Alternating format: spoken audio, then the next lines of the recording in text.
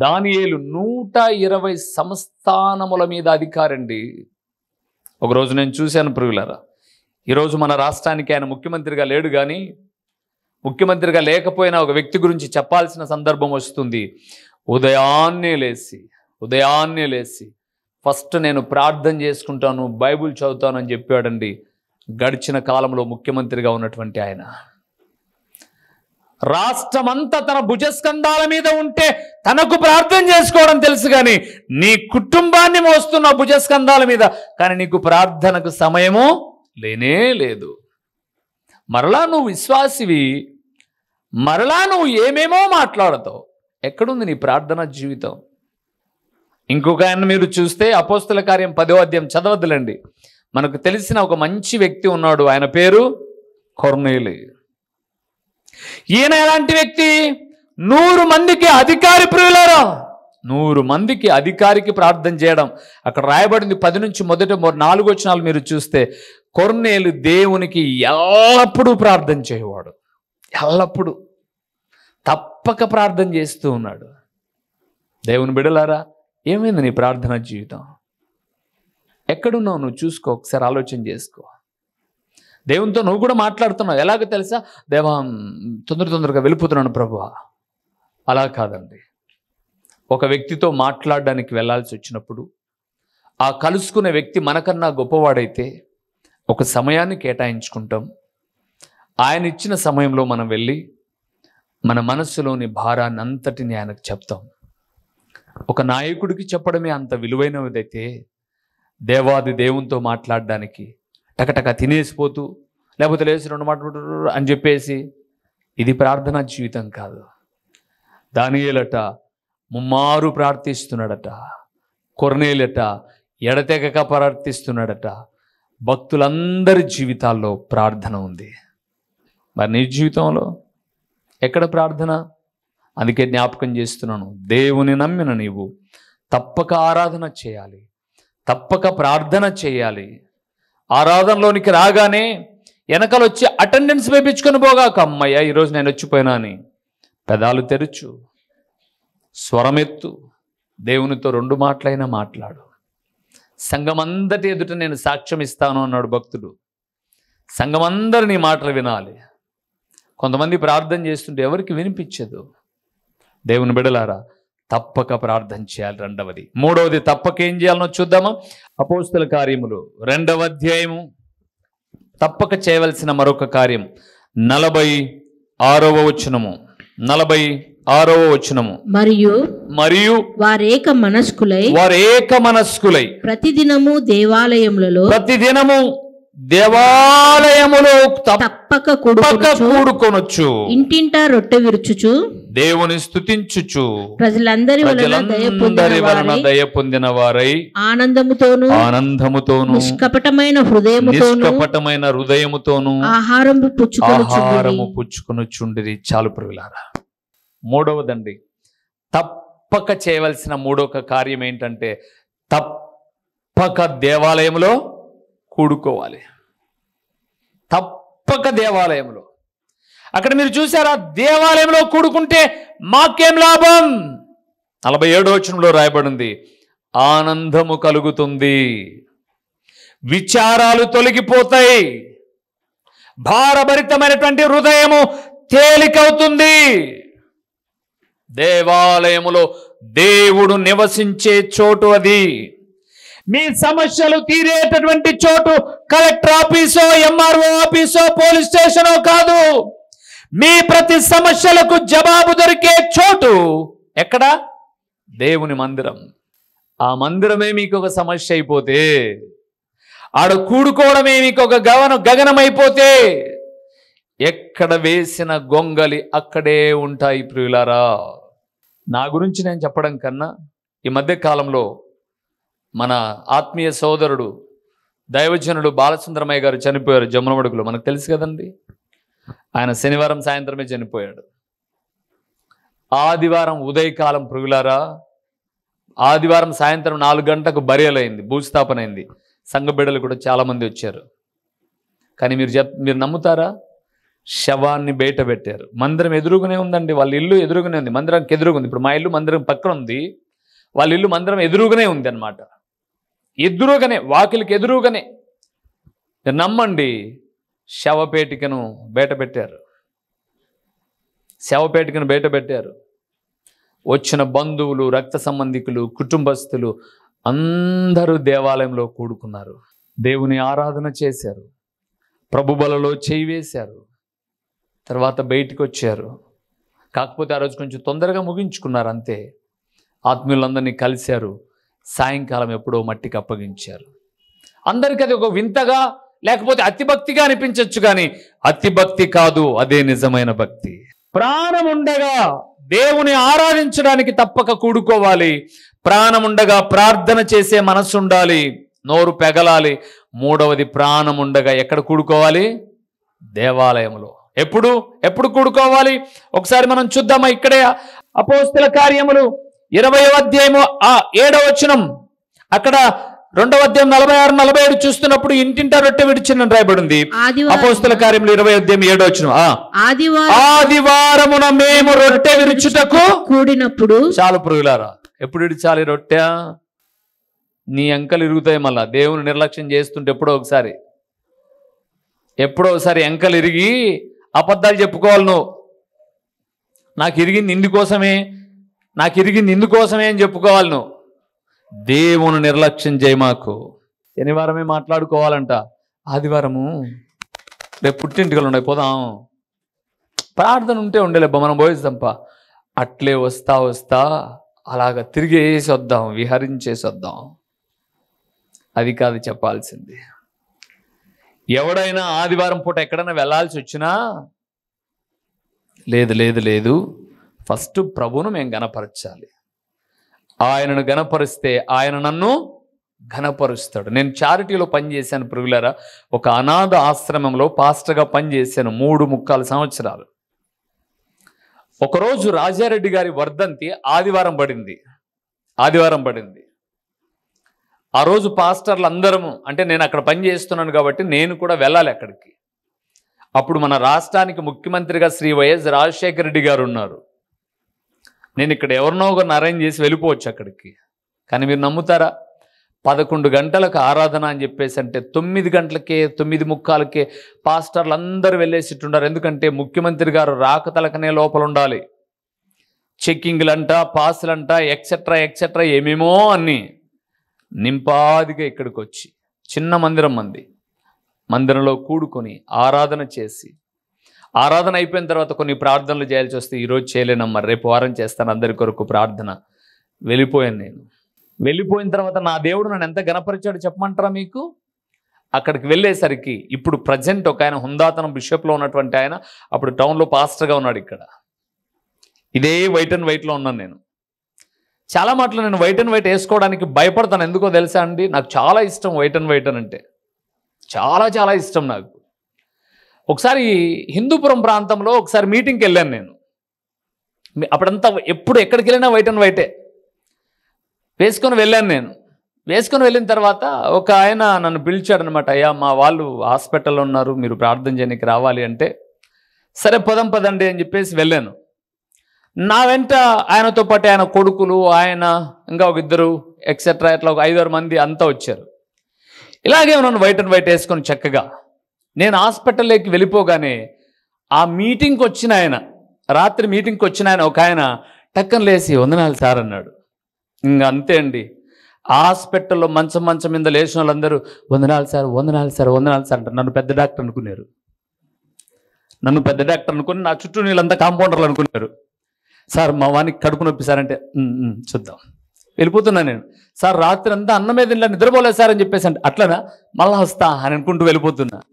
వీళ్ళందరూ వింతగా చూస్తున్నారు. వీళ్ళు మాత్రం ఈయన ఒక పెద్ద డాక్టరు, వీళ్ళంతా కాంపౌండర్లు. పెద్ద డాక్టర్కి చెప్తే మన సమస్యలన్నీ తీరిపోయినట్టున్నా ఒకరి తర్వాత ఒకరు చెప్తుంటే లాస్ట్కి వెళ్ళేసి ఏమ్మా ప్రార్థన చేద్దామా అని ప్రార్థన చేస్తే అప్పుడు అంటున్నారు, ఓ ఏ పాస్టరే. ఎవరంట? పాస్టరే అని అన్నాడు. అప్పుడు అనుకున్నాను, వైట్ డ్రెస్ వేసుకుంటే ప్రభునామ మహిమాత్మే బాగుంది అనుకుంటున్నాను, కానీ అంటే నన్ను డాక్టర్లు అనుకుంటున్నారా? తర్వాత ఒకరిద్దరు వచ్చి తర్వాత ప్రార్థన చేయించుకున్నారు, అది వేరే విషయం. సో నేను ఇదే డ్రెస్ వేసుకొని అక్కడికి వెళ్ళాను. నాకేం దేవుని మహాకృపను బట్టి పాసులని అబ్జెక్షన్లు ఏం పెట్టలే. లోపలికి వెళ్ళిపోయాం. లోపలికి వెళ్ళిపోగానేనండి ఇంకా స్టేజ్ మీదకి వెళ్ళాలి. నేను ఇక్కడ ఆరాధన ముగించుకొని అక్కడికి వెళ్ళాను. స్టేజ్ మీదకి వెళ్ళాలి. ఇమీడియట్గా అక్కడ ఉన్న పాస్టర్లు అన్నారు, అతని వయసు ఎంత, మా వయసు ఎంత, అతని అనుభవం ఎంత, మా అనుభవం ఎంత, మేము నిండారుగా క్యాసక్క వేసుకున్నాం, అతను మాతో పాటు కూర్చుంటాడా అని పైన నన్ను కిందికి దించేశారండి. వాళ్ళు ఉన్నారు. ఇంకా ముఖ్యమంత్రి గారు రాలా. ముఖ్యమంత్రి గారి కన్నా ముందు ఆయన కుమార్తె వచ్చింది. ఆయన కుమార్తె వచ్చి స్టేజ్ మీద అందరినీ చూసింది, నన్ను వెతికింది. కింద కూర్చోన్న, అటు పక్కన కూర్చోన్న కుర్చీ మీద పిలిచింది ఆమె దగ్గరికి. పాస్టర్ గారు రండి అనింది. ఏంటమ్మా అని వచ్చాను. ఆమె జాబ్ ఇచ్చింది నాకు. ఏంటమ్మా అని వచ్చాను. ఏంటి మీరు స్టేజ్ మీద ఉండకుండా అక్కడున్నారు అన్నారు. అమ్మ అది సిఎస్ఏ వాళ్ళే నడుపుతారంట, వాళ్ళు మాత్రమే ఉండాలట, వాళ్ళు పెద్దోళ్ళు. సో నాకు క్యాసెక్ అవ్వలేదు కదా, వైట్ అండ్ వైటే, అందుకని చెప్పేసానంటే అట్లనా రండి అని వాళ్ళని పిలిచింది. అందరినీ వాళ్ళని పిలిచి ఈ కార్యక్రమం అంతా మా పాస్టర్ రూబెన్ గారు నడిపిస్తారు. ఎవరు ప్రార్థన చేయాల్సింది, ఎవరు వాక్యం చెప్పాల్సింది, ఎవరు ముగింపు ప్రార్థన చేయాల్సింది, లీడింగ్ అంతా మా పాస్టర్ చేస్తారు. మీరు పక్కన కూర్చొని ప్రోగ్రామ్ షీట్ ఆయనకి ఏంటి అనింది. మొఖాలు ఇంత అయిపోయాయండి. ఆమెను ధిక్కరించలే వైఎస్ ప్రకాష్ రెడ్డి గారు కూడా మౌనం అయిపోయాడు. ఇక్కడ నా దేవుని సన్నిధి మందిరంలో కూడుకొని దేవుని గణపరిచాను. నా వయసు అప్పటికి 29 సంవత్సరాలు. ఆ స్థితిలో నా దేవుడు మొట్టమొదటిగా పైన కూర్చోబెట్టి నా కింద 3 అడుగుల కిందన ముఖ్యమంత్రి గారి చైర్లో కూర్చున్నారు. లీడింగ్ అంతా చేశాను. పాస్టర్లు చెప్పిన ప్రసంగం కవర్ చేసుకుని యేసు ప్రభుని పేరు లేకుండా ప్రకటించారు వాళ్ళు. కానీ లాస్ట్లో నేను చెప్పాను, నువ్వు బతికున్నా చచ్చి ఉన్నా యేసు ప్రభులు వారు లేకపోతే నిత్య నరకము తప్పదు నీకు అని చెప్పి ముగించాను. దేవాలయములో తప్పక ఏం చేయాలి? కూడుకుంటే, దేవుని గణపరిస్తే నా దేవుడు నిన్ను గణపరుస్తాడు ప్రియులారా. అందుకే జ్ఞాపకం చేస్తున్నాను, తప్పక దేవుని ఆరాధించాలి, తప్పక దేవునికి ప్రార్థన చేయాలి, తప్పక దేవాలయములో ప్రతి పునరుత్థాన దినమైన ఆదివారమున కూడుకొని ప్రభు యొక్క శరీర రక్తాలలో పాలు పొందాలి. నువ్వు చాలా చాలా బిజీ, నీకు దీని గురించిన శ్రద్ధ భయం లేదు. అసలుకు ఇంట్లో దోమంటే భయం ఉంది, దోమలంటే భయం ఉన్నాయి. ప్రభు అంటే ఏమి లేదు, భయం లేదు. అమ్మా వద్దురా, ఆ దోమ కుడితే డెంగ్యూ వస్తుంది, మలేరియా వస్తుంది, టైఫాయిడ్ వస్తుందని బ్యాట్ పట్టుకొని కొట్టుకుంటా అంటావు, ఆల్అవుట్ పెట్టుకుంటావు, జట్టు పెట్టుకుంటావు అని తలకాయకి జుట్టుకి అగ్గి పెట్టుకో. ఒక దోమంటే భయం ఉంది. ప్రభు అన్న ప్రభు దినమైనటువంటి ఆదివారం అన్న నీకేం లేదు, భయం లేదు నీకు. నీ దేవుని ఎదుట తల ఉంచలేదా? లోకములో అనేక చోట్ల తల దించుకోవాలి సోదరుడు.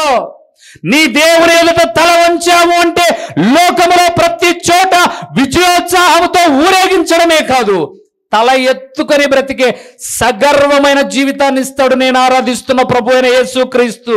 ఆయన ఊరి 4 మూట్ల 4 రోడ్ల దగ్గర ఉండే సిమెంట్ బొమ్మ కాదు, ఆయన బొమ్మ కాదు. ఆయన కామ క్రోధ మద మత్సర్యములు లేని పరిశుద్ధుడు అనుటకు అర్హత కలిగిన ఏకైక వ్యక్తి నేను ఆరాధిస్తున్న ప్రభు అయిన క్రీస్తు.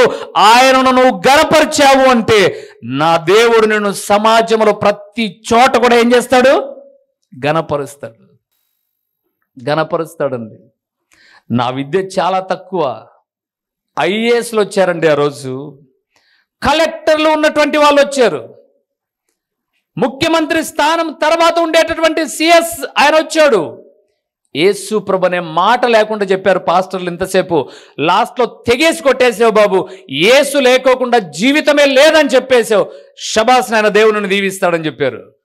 పెద్దలండి, ఉన్నతమైన విద్యలు అభ్యసించిన వాళ్ళు దేవాలయములో దేవుని ఆరాధించుటకు కొడుకో.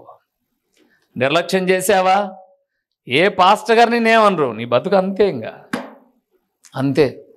పిల్లోళ్ళు బడి మానారు అంటే, ఈరోజు బడికి చెప్పకుండా మానారు అంటే రేపు బడికి వెళ్ళేటప్పుడు ఏం తీసుకెళ్ళాలి? మీ వెంట ఏం తీసుకెళ్తారు? పర్మిషన్ లెటర్ మీ అమ్మా నాన్న చేత. ఎందుకు రాలేదో అంటే పిల్లోళ్ళు రేపు బడికి పోయేటప్పుడు ఈరోజు ఎందుకు పోలేదో కారణం తీసుకుని వెళ్ళాలి బడికి. నువ్వు మాత్రం మందిరం మారనాటికి కారణాలే అవసరం లే. ఆ రోజే ప్రయాణం పెట్టుకో. సండే ఈరోజు, సండే ఈరోజు. Sunday is not holiday, Sunday is the only holiday ప్రియులారా. ప్రభు దినం అది, పరిశుద్ధ దినం అది. నువ్వు హాలిడేని ఎంజాయ్ చేసే రోజు కాదు ఇది. ప్రభు నీ కొరకై పునరుత్థానుడై లేచిన రోజు ఇది. అది గుర్తించని నీ జీవితం ఎప్పుడు ఎదుగుదల ఉండదు. నీ పిల్లలు దీవెనకరమైన మార్గంలో రారు, ఆశీర్వాదకరమైన జీవితాలు ఉండవు. ఆ రోజును నువ్వు గౌరవించు, నీ పిల్లలకు నేర్పించు. అందుకే ఇశ్రాయేలుతో అనింది అలనాడు. ద్వితీయోపదేశకాండం 6వ అధ్యాయము 9వ అధ్యాయాన్ని మనం చూస్తున్నప్పుడు, నీవు నీ పిల్లలకు, వారు వాళ్ళ పిల్లలకు, పిల్లల పిల్లలకు బోధించాలి ప్రభు యొక్క గొప్పతనం. 4వ విషయాన్ని చూద్దామా? తప్పక చేయవలసిన విషయం ఏంటో.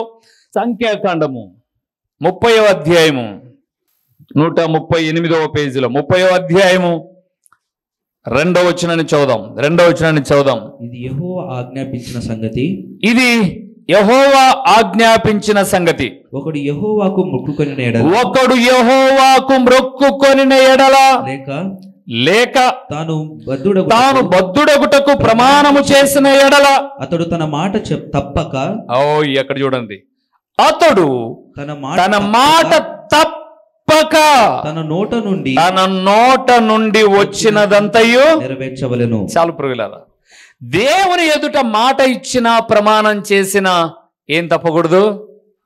చెప్పండి చెప్పండి, ఏం తప్పకూడదు? మాట తప్పకూడదమ్మా. నేనంటే మీకు కోపాలు కానీ మీరే కదా ప్రార్థనలు చేసేది.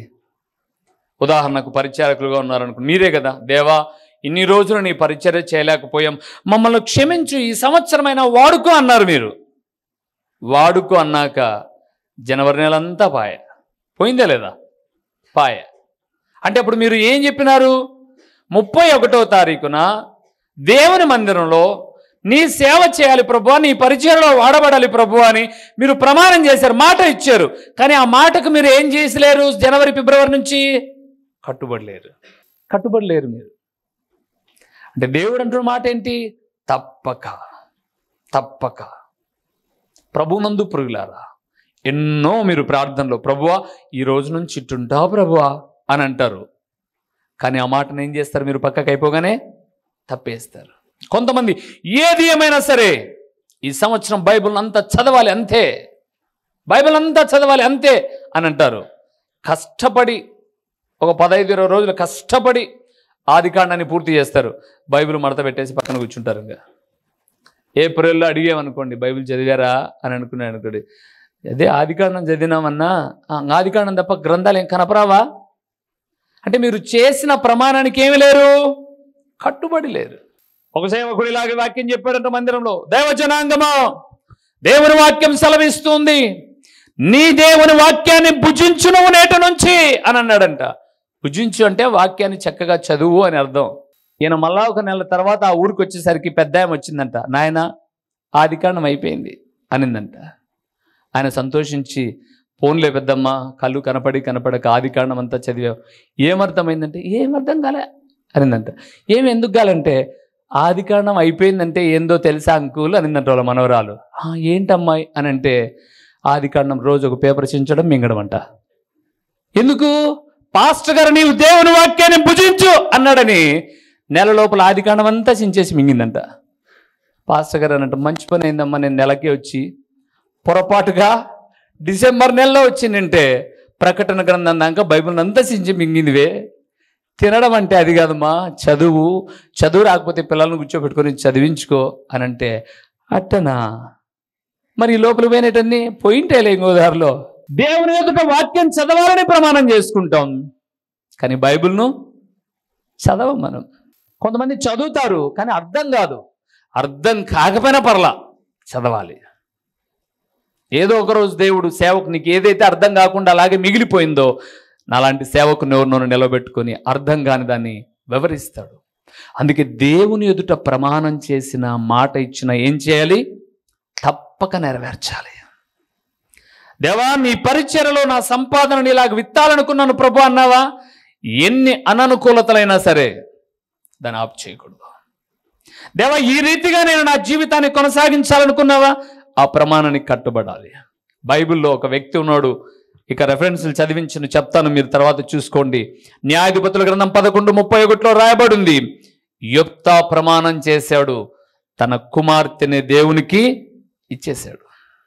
అమ్మా, నీ జీవితకాలం అంతా దేవుని నామ మహిమార్థమై ఉంటాను. నేను బలిగా ఇవ్వాలని మాట ఇచ్చాను, దాన్ని నెరవేర్చుకుంటాను. తర్వాత మీరు అదే విషయాన్ని ప్రసంగి గ్రంథం 5:5లోనికి వెళ్తే, మీరు మాట ఇచ్చి తప్పడం కన్నా మాట ఇవ్వకోకుండా ఉండడమే మేలు అంటాడు. దేవుని ఎదుట మాట ఇస్తే, ప్రమాణం చేస్తే, పరిస్థితులు ఏవైనా కానీ ఏం చేయాలి? తప్పక నెరవేర్చాలి. తప్పక ప్రియులారా. అందుకే మాట ఇవ్వకముందే జాగ్రత్త పడు. ఇచ్చిన తర్వాత ఇంకా వెనక్కి వేసే ఆలోచనలు ఏమీ ఉండకూడదు. ఒక మాట ఇవ్వకముందే 100 సార్లు ఆలోచించు. మాట ఇచ్చావా, ఇంకేం ఆలోచించగాకు. నా జీవితాన్ని అలాగే అర్పించానండి. కొన్ని దినాలు నేను నిర్లక్ష్యం చేశాను. ఆ నిర్లక్ష్య వైఖరిని బట్టి నా జీవితంలో నష్టాలు తప్ప ఏ ఎదుగుదల లేదు, ఏ దీవెన లేదు. నా మాటను నేను ఎప్పుడైతే గుర్తు చేసుకొని, దేవాన్ని నీ సేవ చేస్తానని చెప్పాను కదా, సో కష్టమో నష్టమో నీ సేవ చేస్తానంటే కష్టాలే వెళ్ళాయి, ఇబ్బందులే వెళ్ళాయి, తిండి రోజులే వచ్చాయి. మీకు చెప్పాను, ఈరోజు నా ఒంటి మీద ఉన్న వస్త్రం బాగా మెరుస్తుంది కదా, చక్కటి తెల్లటి వస్త్రం వేసుకున్నాను కదా. ఆ రోజుల్లోనండి షర్టు కుట్టుకోవడం కాదు, షర్టు చినిగిపోతే ఎవరైనా కుట్టుకుంటారు. బనియన్లు చినిగిపోతే బనియన్ను కొనుక్కునేది లేక బనియన్లు కూడా కుట్టుకొని వేసుకున్న రోజులు ప్రియులారా. నేను బనియన్లు కుట్టుకోవడం ఏంటన్నా అంటారా? నిజం, కుట్టుకున్నాను నేను. ఇంకా సిగ్గుపడే విషయం ఏంటంటే, కిందనున్న డ్రాయర్స్ కూడా కుట్టుకొని వేసుకున్నాం. అంత పేదరికం, అంత దరిద్రమైన జీవితం. కానీ ఈరోజు ప్రతి సంవత్సరం అనేక మంది సేవకులకు, అన్న నేను డ్రెస్ తీసుకుంటున్నాను, మీరు తీసుకోండి అన్న అని అంటే, వద్దులే బ్రదర్ నీకు భారం అవుతుంది. లేదన్నా తీసుకోండి మీరు. నేను కొనుక్కుంటున్నప్పుడు నాతో మీరు వచ్చారు, మీరు తీసుకుంటే నాకు సంతోషం. ఏది నచ్చితే మీరు అది తీసుకోండి. సహజంగా చాలామంది ఏం చేస్తారంటే, మా పాస్టర్ గారికి మంచి బట్టలు అంటారు. మంచి బట్టలు అన్నారు కదా అని చెప్పేసి మీటర్ 1500 వేసారనుకోండి. మంచి బట్టలు అంటే మీటర్ 1500, 150 రూపాయలది.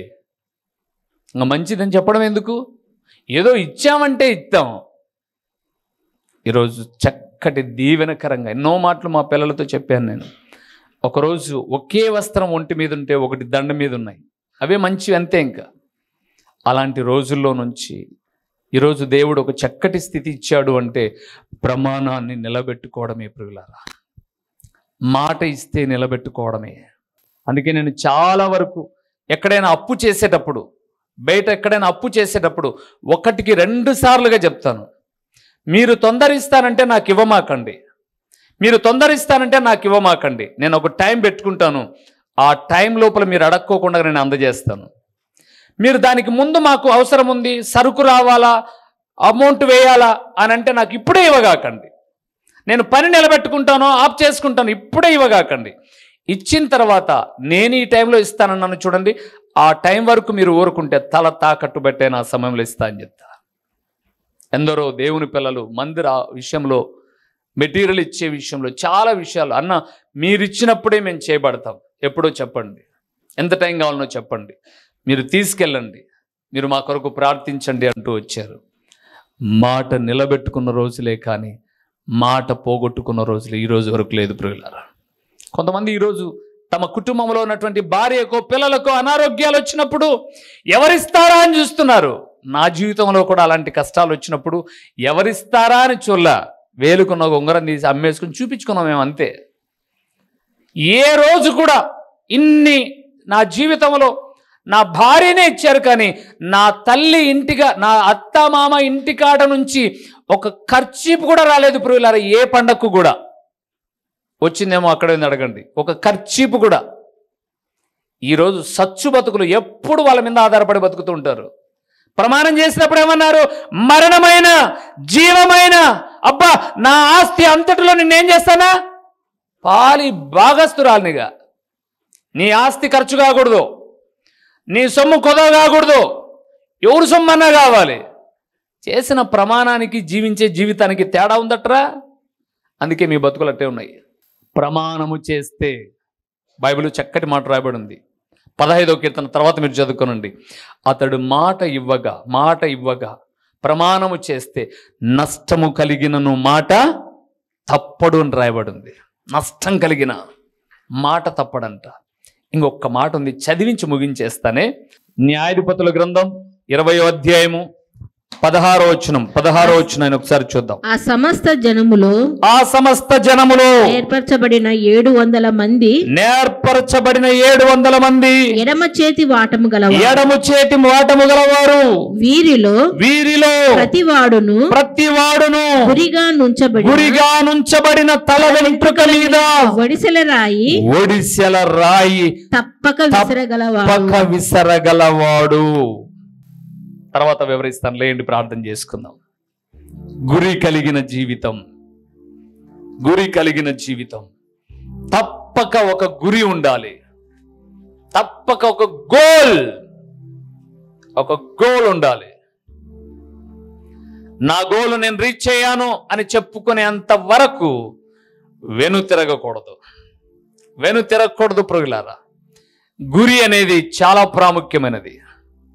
కొంతమందిని మీరు చూడండి, ఏదైనా గురిగా పెట్టుకున్నారు అంటే ఆ గురి నెరవేరేంత వరకు వెనకడుగు వేయరు. దేవుని బిడలారా, విశ్వాసులమైన మన జీవితాల్లో ఒక గురి ఉండాలి. ప్రార్థన చేద్దాం, అది కూడా వివరిస్తాను తర్వాత విషయంలో. ప్రేమాస్వరూపి కరుణా సంపన్నుడా, మీ ఘనమైన నామమునకు స్తోత్రములు చెల్లిస్తూ ఉన్నాము నాయనా. నేను నమ్ముకున్న బిడ్డలమైన మేము తప్పక చేయవలసిన ప్రాముఖ్యమైన విషయాలు 5 చెప్పారు. ఇవి మేము తప్పక చేస్తే మా ఎడల మీరు తప్పక జరిగించే కార్యాలు ఏమిటో తర్వాత చూడ్డానికి కూడా మాకు ఆయుష్, ఆరోగ్యము, జీవాన్ని దయచేయండి. ఈ మాటలు వింటూ ఉన్నప్పుడు తప్పక మిమ్మల్ని ఆరాధించే విషయంలో తప్పిపోయాం కాబట్టే దారిద్ర్యపు అంచున ఉన్నామేమో, ప్రార్థనా జీవితంలో తప్పక లేము కాబట్టే వెనకబడి ఉన్నామేమో. తండ్రి, తప్పక దేవాలయంలో కూడుకునే అనుభవాన్ని కోల్పోయి నష్టపోతున్నామేమో. ఒక్కసారి మమ్మల్ని మేము పరీక్షించుకొని తప్పక నా తండ్రి ఒక గురి కలిగిన వ్యక్తులముగా, మిమ్మల్ని ఆరాధన చేసే వ్యక్తులముగా, మా ప్రమాణములను నిలబెట్టుకునే వ్యక్తులముగా, మా మాట మీద మేము నిలిచుండే వ్యక్తులుగా ఉండునట్లు కృప చూపండి. ఈ వాక్యము ప్రకటిస్తూ ఉన్నప్పుడు తండ్రి, పరలోకపు సంగతులతో మీరు మాట్లాడుతూ ఉన్నప్పుడు నీ బిడ్డల అంతరంగాలలో నీరు కట్టి ఫలింప చేయండి. ప్రకటించబడిన పరలోకపు సంగతులు వ్యర్థముగా పోకుండా సారవంతమైన నేలను పడిన విత్తనమోలే 30 అంతలుగా 60 అంతలుగా 100 అంతలుగా ఫలింప చేసి మీ ఘననామానికి మహిమ, ఘనత, ప్రభావములు మీరు కలుగు చేసుకునమని ఎంతైనా నమ్మదగిన దేవుడవైన మీకు స్తుతులు చెల్లించుకుంటూ యేసు నామములో అడిగి పొందియున్నాము తండ్రి, ఆమేన్. మా చిరునామా దైవజనుడు బ్రదర్ ఓ రూబేన్ గారు, క్రీస్తు ప్రార్థనా మందిరం, డోర్ నెంబర్ 1-10-386, నగరిగుట్ట, పులివెందుల, కడప జిల్లా. మీ ప్రార్థనా అవసరాల కొరకై సెల్ నంబర్ 9989067409.